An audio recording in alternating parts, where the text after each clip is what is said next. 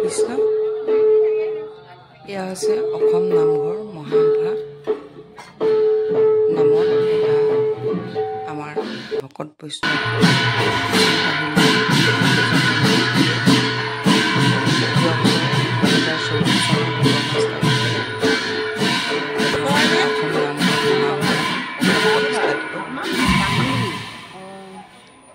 তাৰে কেইটামান দৃশ্য মই আপোনালোকলৈ আগবঢ়াই দিছোঁ এটা শ্লোকেৰে।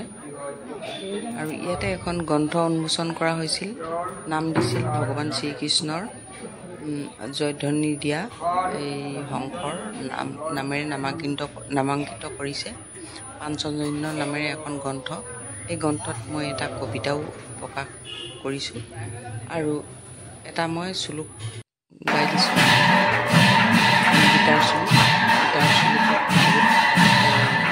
অৰ্থ সোমাই আছে, মাত্ৰ মই শ্লোকখিনি মাতি দিছোঁ।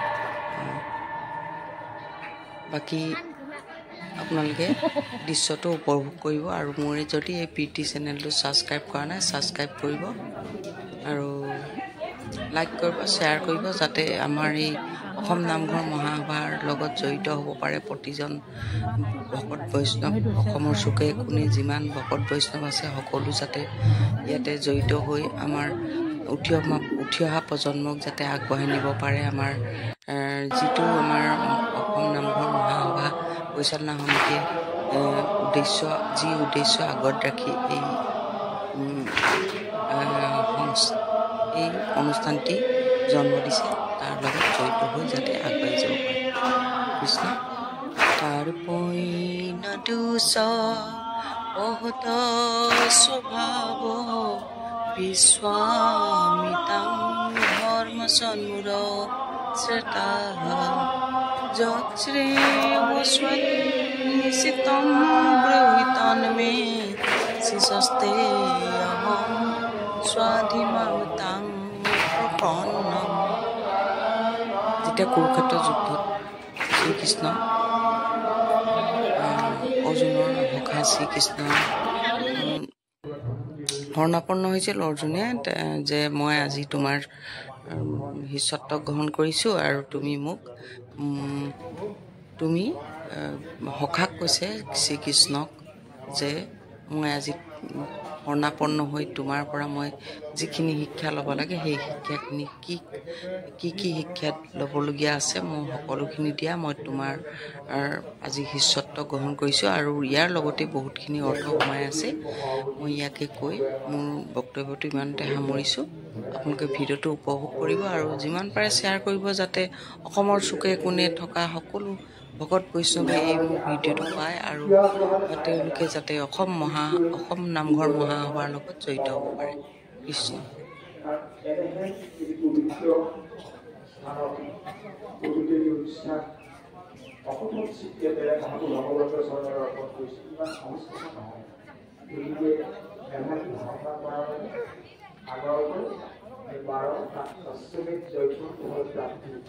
গতিকে ছাৰৰ লগতে ছাৰৰ পৰিয়াল বংশ তেখেতৰ অঞ্চলটো তাৰ লগত অসমীয়া অৰ্থ থাকিব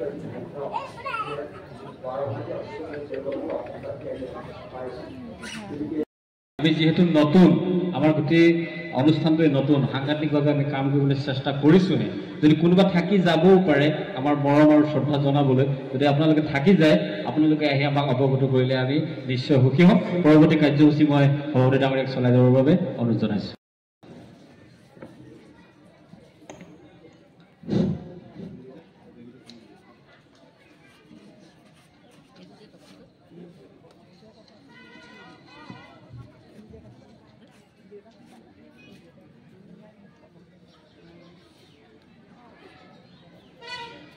চৰাইদেউ জিলা সমিতিৰ উদ্যোগত নাজিৰা জিলা সমিতিৰ সহযোগত আৰু চলা চফ্ৰা আঞ্চলিক সমিতিৰ আতিথ্য তথা ৰাইজৰ সহযোগত অসম নামঘৰ মহাসভাৰ প্ৰথম বাৰ্ষিক কেন্দ্ৰীয় প্ৰতিষ্ঠা দিৱস মোহনগাঁও ৰজাপুখুৰী সাৰ্বজনীন নামঘৰত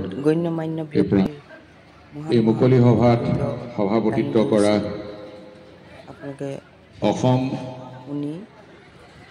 নামঘৰ কাৰ্যকৰী সভাপতি তথা আজি মুকলি সভাৰ সভাপতি ডক্টৰ আলক্ষ্য বৰুৱা ডাঙৰীয়া যোগদান কৰি আজি এই সভাৰ মুখ্য অতিথি মই অনুৰোধ কৰিছোঁ সকলোকে আমাৰ সকলোৱে শ্ৰদ্ধাৰ সোণাৰী মহাবিদ্যালয়ৰ সন্মানীয় উপাধ্যক্ষ সুনীল দত্ত ছাৰ আজি স্মৃতি গ্ৰন্থৰ উন্মোচক অসম সাহিত্য সভাৰ পত্ৰিকা সম্পাদকৰ দায়িত্বত থকা সোণাৰী মহাবিদ্যালয়ৰ অধ্যাপক ডক্টৰ ৰঘুনাথ কাগিয়ং ডাঙৰীয়া ইয়াত উপস্থিত আছে অসম নামঘৰ মহাসভাৰ সন্মানীয় প্ৰধান সম্পাদক দীপক বৰুৱা ডাঙৰীয়া জিলা সমিতিৰ সভাপতি বৈকুণ্ঠ বৰকাকতি ডাঙৰীয়া উপসভাপতি ব্ৰজেন চাংমাই ডাঙৰীয়া সম্পাদক মনোজ চাংমাই ডাঙৰীয়া আঞ্চলিক সমিতিৰ দায়িত্বত আছে শ্ৰদ্ধাৰ গিৰীন্দ্ৰনাথ কাকতি ডাঙৰীয়া বিনোদ গগৈ ডাঙৰীয়া হৰেণ ৰাজকোঁৱৰ ডাঙৰীয়া উদযাপন সমিতিৰ দায়িত্বত আছে আমাৰ সকলোৱে শ্ৰদ্ধাৰ দিলীপ কোঁৱৰ ডাঙৰীয়া খগেন চেতিয়া ডাঙৰীয়া পল্লৱ কাকতি ডাঙৰীয়াকে প্ৰমুখ্য কৰি উদযাপন সমিতিৰ সন্মানীয় বিষয়ববীয়াসকল 3 তাৰিখলৈ ইতিমধ্যে বহু কথাত একমত হোৱা নাই তথাপিতো সঞ্জীৱ বৰকাকতি ডাঙৰীয়াই তেখেতে যি সময়ৰ তালিকা 120 বছৰৰ 1449 পৰা 1568 লৈকে তালিকা দিছে সেইমতে 1468 চনতে প্ৰথম শংকৰদেৱে কীৰ্তন ঘৰ বা নামঘৰ প্ৰতিষ্ঠা কৰিছে আমি হিচাপ কৰিলে 557 বছৰ পাওঁ আৰু সেই নামঘৰৰ মূল উদ্দেশ্যটো শব্দটোতে আছে নামঘৰ যিটো ঘৰত নাম লোৱা হয় ভগৱানৰ নাম লোৱা হয় এক শৰণ নাম ধৰ্ম নাম ললেই ধৰ্ম কৰা হয় গতিকে সেই অতি সহজ এটা উজু ব্যৱস্থা ৰাইজক কৰি দিলে আৰু সেইখিনি সময়ৰ পৰা আপোনালোকে জানে এতিয়াও গ্ৰামাঞ্চলত বিভিন্ন ধৰণৰ সভা সমিতি ইত্যাদিবিলাক নামঘৰতে হৈ আহিছে আৰু শংকৰদেৱেও ভাগৱতৰ আৰম্ভণিতে জয় জয় কৃষ্ণ কৃপা ময় মহেশ্বৰ যাৰ আজ্ঞাশীৰে বহে ব্ৰহ্মা কৃষ্ণই যে পৰমেশ্বৰ জয় জয় কৃষ্ণ কৃপা ময় মহেশ্বৰ যাৰ আজ্ঞাশীৰে বহে ব্ৰহ্মা হৰিহৰ ব্ৰহ্মা হৰিহৰ শিৱ ইত্যাদিবিলাক পিছত কৃষ্ণৰ শ্ৰেষ্ঠত্ব তেখেতে প্ৰণাম কৰে আৰু কীৰ্তন ঘোষাটো তেখেতে তেনেধৰণে আৰম্ভ কৰিছে প্ৰথমে প্ৰণামো ব্ৰহ্মৰূপী সনাতন সৰ্ব অৱতাৰৰ কাৰণ নাই গতিকে তেখেতৰ যি বৈষ্ণৱ ধৰ্ম প্ৰথমতে প্ৰচাৰ কৰিলে সেই বৈষ্ণৱ ধৰ্মৰ পাছতে যিমানবিলাক সেই সময়ৰ মানুহ আছিলে হিন্দু ধৰ্মৰ সকলোবিলাক বৈষ্ণৱ ধৰ্মলৈ ধৰ্মান্তৰ হ'ল বুলি কৈছে আমাৰ জ্ঞান ল'ব পাৰোঁ যে নিশ্চয় আমাৰ উঠি অহা প্ৰজন্মই যে গৱেষণাৰ কৰিবৰ কাৰণে এটা ৰাস্তা পাব সেই উদ্দেশ্য কৰি আমি গৱেষণা পৰিষদে এজন পণ্ডিতক গোটেই দায়িত্বটো দিলোঁ আৰু প্ৰায় 5 বছৰ কাল তেখেতক খুৰাকি দিছিলোঁ 10,000 15,000কৈ আমি প্ৰায় 6জনমান লোকে আৰু সময়ত এই গ্ৰন্থভাগ আমাৰ পুথিভাগ প্ৰিণ্টত দিব পৰা হ'লোঁ আৰু আজি কেইদিনমানৰ আগতে আমি উন্মোচন কৰিলোঁ এই পুথিভাগ মোৰ পৰম বান্ধৱ শ্ৰদ্ধাৰ দীপক বৰুৱা দেৱক আমাৰ পৰিষদৰ ফালৰ পৰা যোৰহাট জিলা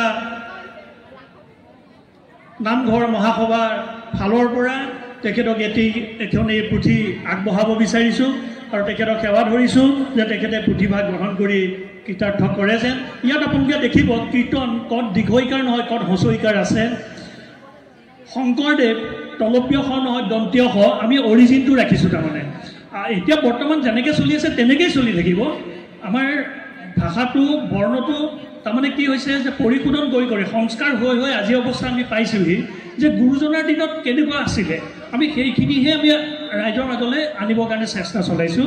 ইয়াত আপোনালোকে যে এইটোৱে লিখিব লাগিব তেনেকুৱা ধৰণৰ কথা নহয়, আমি গৱেষণা ধৰ্মী এই বস্তুভাগহে আপোনালোকৰ মাজলৈ আগবঢ়াবৰ কাৰণে চেষ্টা চলাইছোঁ।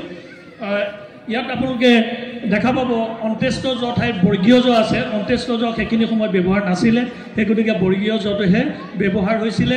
হস্ৰইকাৰ দীঘৰিকাৰ ঠাইত হস্ৰইকাৰ হৈছে, এনেকুৱা ধৰণৰ বহুখিনি আপোনালোকে বানান দেখা পাব। আজি মই মোৰ শ্ৰদ্ধাৰ দীপক বৰুৱাদেৱক এই পুথিভাগি গ্ৰহণ কৰি আমাক কৃতাৰ্থ কৰিব বুলি আশা ৰাখিলোঁ। কৃষ্ণ।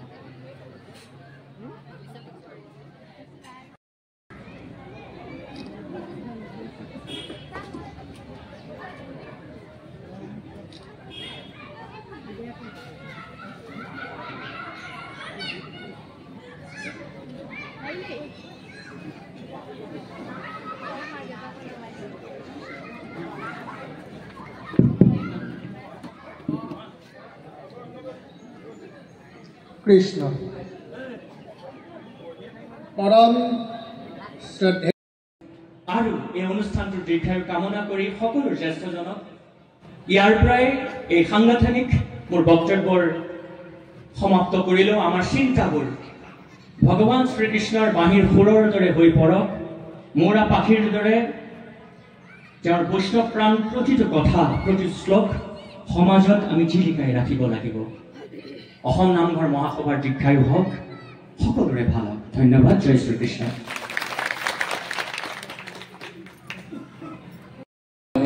সকলো অসম মাতৃৰে স্নেহী কুলাত জনম লভি যিসকল বৰেণ্যই কামেৰে কাৰোৰে নিজৰ খ্যাতি ৰাখি যাবলৈ সক্ষম হৈছে, সেইবিলাকৰ ভিতৰত আপুনিও এজন। নিশাৰ আকাশৰ জোনটো হৈ অথবা দিনৰ আকাশৰ বেলিটো হৈ আপুনি যেন পোহৰাই তুলিছে আমাৰ সমাজৰ দশোদিশ।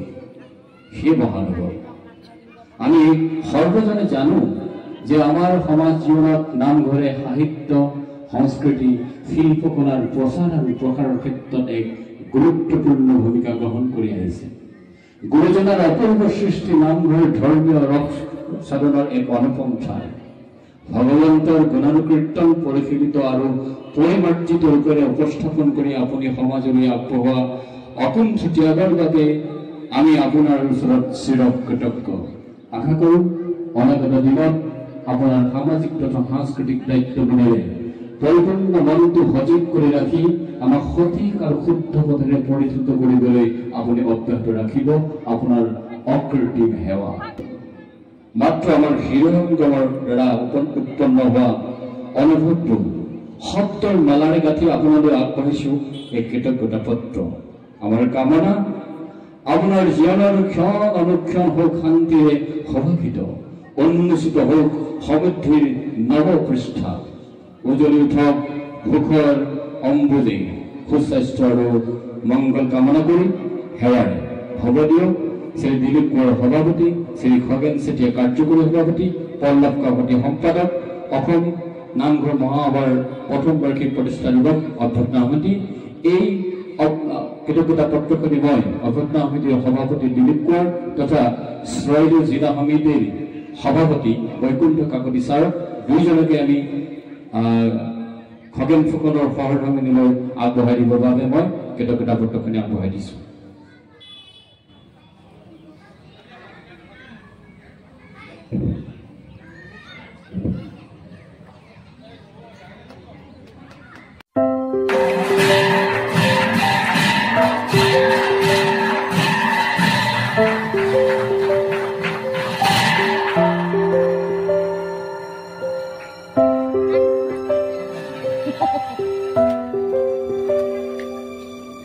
Thank you.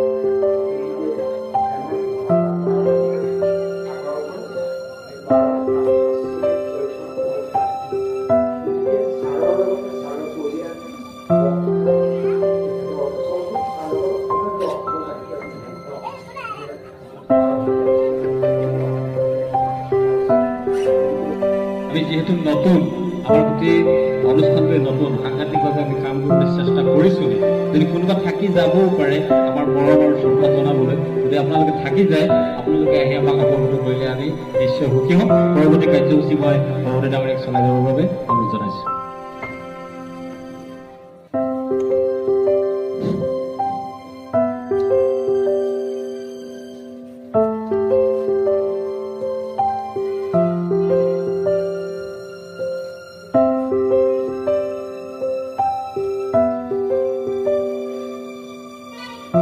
চৰাইদেউ জিলা সমিতিৰ উদ্যোগত নাজিৰা জিলা সমিতিৰ সহযোগত আৰু চলাচক্ৰে আঞ্চলিক সমিতিৰ আতিথ্য তথা ৰাইজৰ সহযোগত অসম নামঘৰ মহাসভাৰ প্ৰথম বাৰ্ষিক কেন্দ্ৰীয় প্ৰতিষ্ঠা দিৱস মোহনগাঁও ৰজাপুখুৰী সাৰ্বজনীন নামঘৰত এই মুকলি সভাত সভাপতিত্ব কৰা অসম নামঘৰ কাৰ্যকৰী সভাপতি তথা আজি মুকলি সভাৰ সভাপতি ডক্টৰ আলক্ষ্য বৰুৱা ডাঙৰীয়া আজি এই সভাৰ মুখ্য অতিথি আমাৰ সকলোৰে শ্ৰদ্ধাৰ সোণাৰী মহাবিদ্যালয়ৰ সন্মানীয় উপাধ্যক্ষ সুনীল দত্ত ছাৰ আজি স্মৃতিগ্ৰন্থৰ উন্মোচক অসম সাহিত্য সভা আৰু পত্ৰিকা সম্পাদকৰ দায়িত্বত থকা সোণাৰী মহাবিদ্যালয়ৰ অধ্যাপক ডক্টৰ ৰঘুনাথ কাগিম ডাঙৰীয়া ইয়াত উপস্থিত আছে অসম নামঘৰ মহাসভাৰ সন্মানীয় প্ৰধান সম্পাদক দীপক বৰুৱা ডাঙৰীয়া জিলা সমিতিৰ সভাপতি বৈকুণ্ঠ বৰকাকতি ডাঙৰীয়া উপসভাপতি ব্ৰজেন চাংমাই ডাঙৰীয়া সম্পাদক মনোজ চাংমাই ডাঙৰীয়া আঞ্চলিক সমিতিৰ দায়িত্বত আছে শ্ৰদ্ধাৰ গিৰীন্দ্ৰনাথ কাকতি ডাঙৰীয়া বিনোদ গগৈ ডাঙৰীয়া হৰেণ ৰাজখোৱাৰ ডাঙৰীয়া উদযাপন সমিতিৰ দায়িত্বত আছে আমাৰ সকলো শ্ৰদ্ধাৰ দিলীপ কোঁৱৰ ডাঙৰীয়া খগেন চেতিয়া ডাঙৰীয়া পল্লৱ কাকতি ডাঙৰীয়াকে প্ৰমুখ্য কৰি উদযাপন সমিতিৰ সন্মানীয় বিষয়ববীয়াসকল 4 তাৰিখলৈ ইতিমধ্যে বহু কথাত একমত হোৱা নাই তথাপিতো সঞ্জীৱ বৰকাকতি ডাঙৰীয়াই তেখেতে যি সময়ৰ তালিকা 120 বছৰৰ 1449 পৰা 1568 লৈকে তালিকা দিছে সেইমতে 1468 চনতে প্ৰথম শংকৰদেৱে কীৰ্তন ঘৰ বা নামঘৰ প্ৰতিষ্ঠা কৰিছে আমি হিচাপ কৰিলে 557 বছৰ পাওঁ আৰু সেই নামঘৰৰ মূল উদ্দেশ্যটো শব্দটোতে আছে নামঘৰ যিটো ঘৰত নাম লোৱা হয় ভগৱানৰ নাম লোৱা হয় এক শৰণ নাম ধৰ্ম নাম ললেই ধৰ্ম কৰা হয় গতিকে সেই অতি সহজ এটা উজু ব্যৱস্থা ৰাইজক কৰি দিলে আৰু সেইখিনি সময়ৰ পৰা আপোনালোকে জানে এতিয়াও গ্ৰাম্যাঞ্চলত বিভিন্ন ধৰণৰ সভা সমিতি ইত্যাদিবিলাক নামঘৰতে হৈ আহিছে আৰু শংকৰদেৱেও ভাগৱতৰ আৰম্ভণিতে জয় জয় কৃষ্ণ কৃপা ময় মহেশ্বৰ যাৰ আজ্ঞাখিৰে বহে ব্ৰহ্মা কৃষ্ণই যে পৰমেশ্বৰ জয় জয় কৃষ্ণ কৃপা ময় মহেশ্বৰ যাৰ আজ্ঞাখিৰে বহে ব্ৰহ্মা হৰিহৰ শিৱ ইত্যাদিবিলাক পিছত কৃষ্ণৰ শ্ৰেষ্ঠত্ব তেখেতে প্ৰণাম কৰে আৰু কীৰ্তন ঘোষাটো তেখেতে তেনেধৰণে আৰম্ভ কৰিছে প্ৰথমে প্ৰণাম ব্ৰহ্মৰূপী সনাতন সৰ্ব অৱতাৰৰ কাৰণ নাই গতিকে তেখেতৰ যি বৈষ্ণৱ ধৰ্ম প্ৰথমতে প্ৰচাৰ কৰিলে সেই বৈষ্ণৱ ধৰ্মৰ পাছতেই যিমানবিলাক সেই সময়ৰ মানুহ আছিলে হিন্দু ধৰ্মৰ সকলোবিলাক বৈষ্ণৱ ধৰ্মলৈ ধৰ্মান্তৰ হ'ল বুলি কৈছে জ্ঞান ল'ব পাৰোঁ যে নিশ্চয় আমাৰ উঠি অহা প্ৰজন্মই যে গৱেষণাৰ কৰিবৰ কাৰণে এটা ৰাস্তা পাব সেই উদ্দেশ্য কৰি আমি গৱেষণা পৰিষদে এজন পণ্ডিতক গোটেই দায়িত্বটো দিলোঁ আৰু প্ৰায় 5 বছৰ কাল তেখেতক খুৰাকি দিছিলোঁ 10,000 15,000কৈ আমি প্ৰায় 6জনমান লোকে আৰু সময়ত এই গ্ৰন্থভাগ আমাৰ পুথিভাগ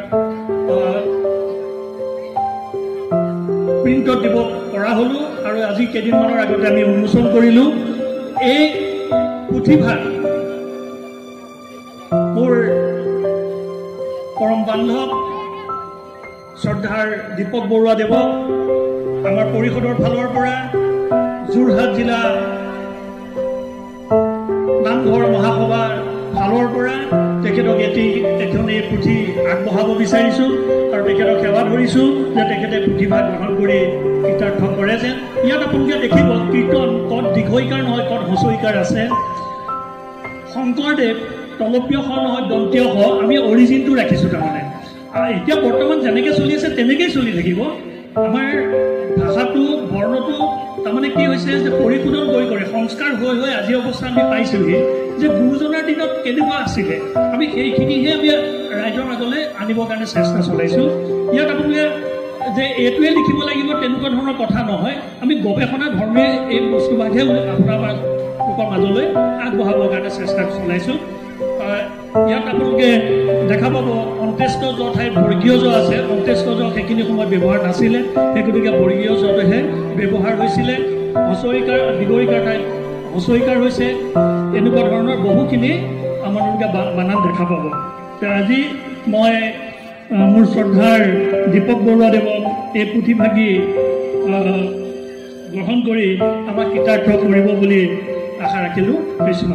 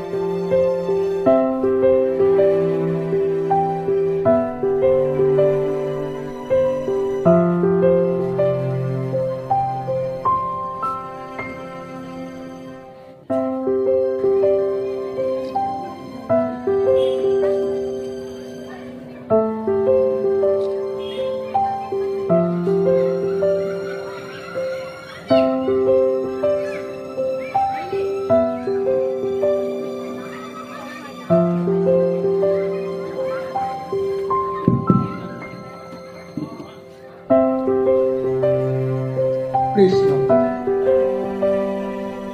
পৰম শ্ৰদ্ধেয় আৰু এই অনুষ্ঠানটো দীৰ্ঘায়ু কামনা কৰি সকলো জ্যেষ্ঠজনক ইয়াৰ পৰাই এই সাংগঠনিক মোৰ বক্তব্যৰ সমাপ্ত কৰিলেও আমাৰ চিন্তাবোৰ ভগৱান শ্ৰীকৃষ্ণৰ বাণীৰ সুৰৰ দৰে হৈ পৰক। মৌৰা পাখিৰ দৰে যাৰ বৈষ্ণৱ প্ৰাণ প্ৰতিটো কথা প্ৰতি শ্লোক সমাজত আমি জিলিকাই ৰাখিব লাগিব। অসম নামঘৰ মহাসভাৰ দীৰ্ঘায়ু হওক, সকলোৰে ভাল হওক। ধন্যবাদ। জয় শ্ৰীকৃষ্ণ।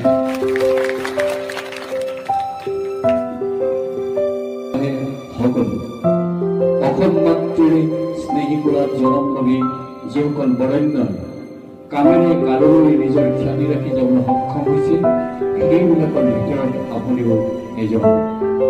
নিশাৰ আকাশৰ জোনটো হৈ অথবা দিনৰ আকাশৰ বেজীটো হৈ আপুনি যেন পোহৰাই তুলিছে আমাৰ সমাজৰ দশোদী সেই মহানগৰ। আমি সৰ্বজনে জানো যে আমাৰ সমাজ জীৱনত নামঘৰে সাহিত্য সংস্কৃতি শিল্পকলাৰ প্ৰচাৰ আৰু প্ৰসাৰৰ ক্ষেত্ৰত এক গুৰুত্বপূৰ্ণ ভূমিকা গ্ৰহণ কৰি আহিছে। গুৰুজনাৰ অপূৰ্ব সৃষ্টি নামঘৰ ধৰ্মীয় ৰস সাধনৰ এক অনুপম ঠাই। ভগৱন্তৰ গুণানুকীৰ্তন পৰিশীলিত আৰু পৰিমাৰ্জিত ৰূপেৰে উপস্থাপন কৰি আপুনি সমাজলৈ আগবঢ়োৱা অকুণ্ঠ ত্যাগৰ বাবে আমি আপোনাৰ ওচৰত চিৰকৃতজ্ঞ। আশা কৰোঁ অনাগত দিনত আপোনাৰ সামাজিক তথা সাংস্কৃতিক দায়িত্ববোৰে পৰিপূৰ্ণ মনটো সজীৱ কৰি ৰাখি আমাক সঠিক আৰু শুদ্ধ পথেৰে পৰিচিত কৰিবলৈ আপুনি অব্যাহত ৰাখিব। আপোনাৰ অকৃত্ৰিম সেৱা মাত্ৰ আমাৰ হৃদয়ংগমৰ দ্বাৰা উৎপন্ন হোৱা অনুভূতিবোৰ সত্যৰ মালাৰে গাঁঠি আপোনালৈ আগবাঢ়িছোঁ এক কৃতজ্ঞতা পত্ৰ। আমাৰ কামনা আপোনাৰ জীবনৰ ক্ষণ অনুক্ষণ হোক শান্তিৰে সমাহিত, উন্মোচিত হোক সমৃদ্ধিৰ নৱপৃষ্ঠা, উজলি উঠক ভূষৰ অম্বুদে। সুস্বাস্থ্য আৰু মংগল কামনা কৰি সেৱাৰ হ'ব দিয়ক। শ্ৰী দিলীপ কোঁৱৰ সভাপতি, শ্ৰী খগেন চেতিয়া কাৰ্যকৰী সভাপতি, পল্লৱ কাকতি সম্পাদক, অসম নামঘৰ মহাসভাৰ প্ৰথম বাৰ্ষিক প্ৰতিষ্ঠানক অধ্যক্ষ সমিতি, এই কৃতজ্ঞতা পত্ৰখিনি মই অধ্যক্ষ সমিতিৰ সভাপতি দিলীপ কোঁৱৰ তথা চৰাইদেউ জিলা সমিতিৰ সভাপতি বৈকুণ্ঠ কাকতি ছাৰ দুইজনকে আমি খগেন ফুকনৰ সহযোগিতামূলক আগবঢ়াই দিবৰ বাবে মই কৃতজ্ঞতা পত্ৰখিনি আগবঢ়াই দিছোঁ।